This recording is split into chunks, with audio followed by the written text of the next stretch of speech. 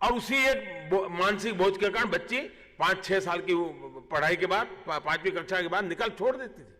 मैंने कहा भाई कम से कम स्कूल में बच्चियों के लिए अलग टॉयलेट तो बनाओ। अब कोई कह सकता है अरे भारत के प्रधानमंत्री का ये काम है क्या टॉयलेट बनाना, उसको तो बड़ी बड़ी बातें करनी चाहिए। बड़ी बातें करने वाले 13 चले गए मेरे पहले।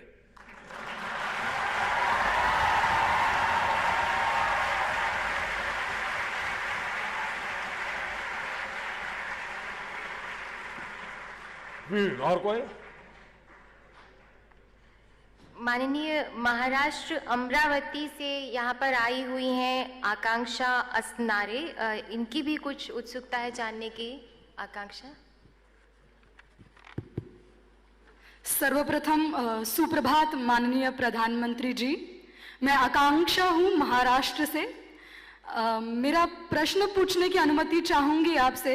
मेरा प्रश्न ये है कि युवाओं ने जो अनुभव किया है पिछले 4.5 वर्षों में युवाओं की स्थितियां काफी बेहतर हो चुकी है। अब हम पर भरोसा भी किया जा रहा है। तो आपसे मेरा प्रश्न ये है कि आपने इन स्थितियों को कैसे बदला? ये स्थितियों को मैंने नहीं बदला है, देशवासियों ने बदला है। देशवासियों के विश्वास ने बदला है। अब स्वच्छता कोई मोदी झाड़ू लेकर के निकला है क्या?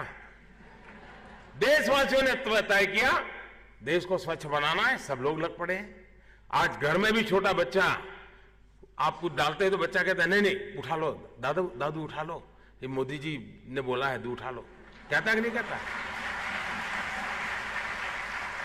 देश बदलता है देशवासियों की शक्ति से, देशवासियों के संकल्प से।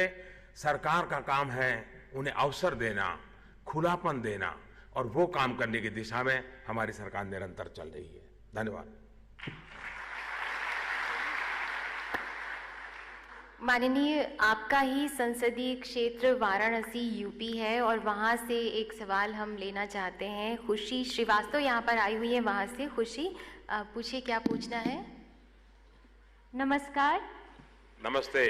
रिस्पेक्टेड प्राइम मिनिस्टर सर, मेरा क्वेश्चन ये है कि करप्शन ये एक ऐसी प्रॉब्लम थी इंडिया की जिसको सब लोग ऐसे ले रहे थे कि अब अगर जीना है इंडिया में तो करप्शन को मान के चलो कि होना है या करना ही करना है। बट इससे लोग परेशान भी बहुत थे। पिछले 4 सालों में ऐसा हुआ है कि जो जितने लोग पैसा ले रहे थे वो इतना डर चुके हैं, यहाँ तक कि सिस्टम में लीकेज भी रुक गया है।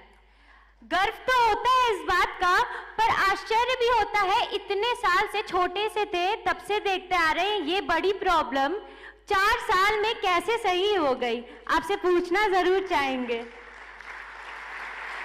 ये बात सही है कि हमारे देश, हमारे बाद भी जो देश आजाद हुए वो कहां से कहां पहुंच गए। हम अपने ही अंदर ऐसी बुराइयां पालते गए और एक के बाद नई बुराइयां लेते आते गए। जैसे शरीर में एक बार डायबिटीज आता है ना, तो सारी बीमारियों को वो निमंत्रित करता है, वो राज रोग बोला जाता है। डायबिटीज अपने आप में बुरा दिखता नहीं है, पता नहीं चलता है, लेकिन एक बार डायबिटीज हो तो सारी बीमारियां।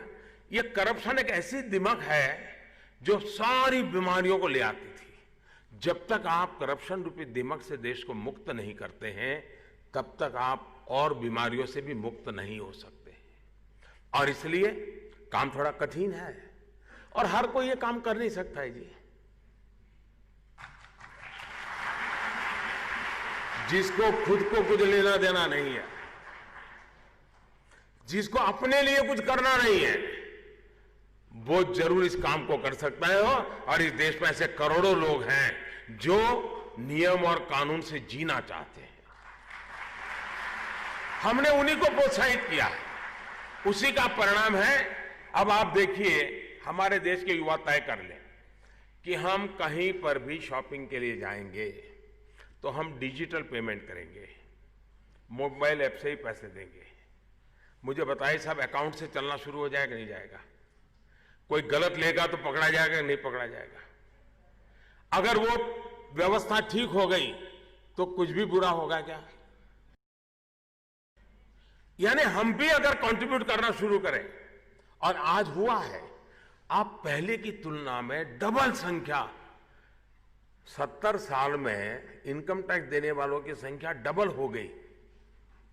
ये ईमानदारी का रास्ता नहीं आया तो क्या है? तो ये संभव है और आप लोगों के साथ सहयोग से जरूर संभव होगा।